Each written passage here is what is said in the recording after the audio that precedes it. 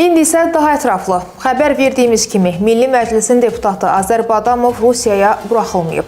Rəsmi Bakı millət vəkilinin Moskvada saxlanılmasını qeyri-dost addım adlandırıb.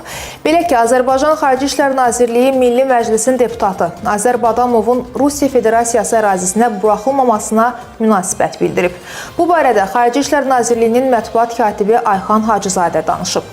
Onun sözlərinə görə hadisə ötən gün baş verib. Milli Məclisin üzvü Azər Badamovun daxil olduğu nümayəndə heyətinin Həştərxan şəhərinə səfəri məhz Rusiya Federasiyası Həştərxan vilayətinin vitse-qubernatoru, hökumət sədri Deniz Afanasyevin dəvəti əsasında Azərbaycan xalqının ümumilli lideri Heydər Əliyevin anadan olmasının 102-ci il dönümü münasibəti ilə keçiriləcək tədbirlərdə iştirak məqsədi ilə təşkil olunub.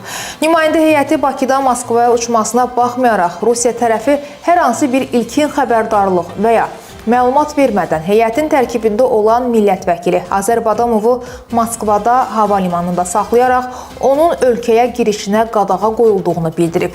O bir müddət Moskva hava limanında gözlədildikdən sonra ölkəmizə geri qaytarılıb.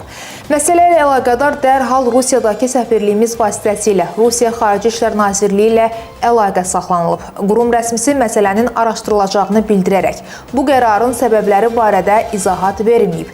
Rusiya tərəfinin verdiyi bu qərarı qeyri-dost addım hesab edir. Məsələ ilə əlaqədar Rusiya tərəfindən tutarlı izahat veriləcəyini gözləyirik deyə Azərbaycan Xarici İşlər Nazirliyindən bildirilib.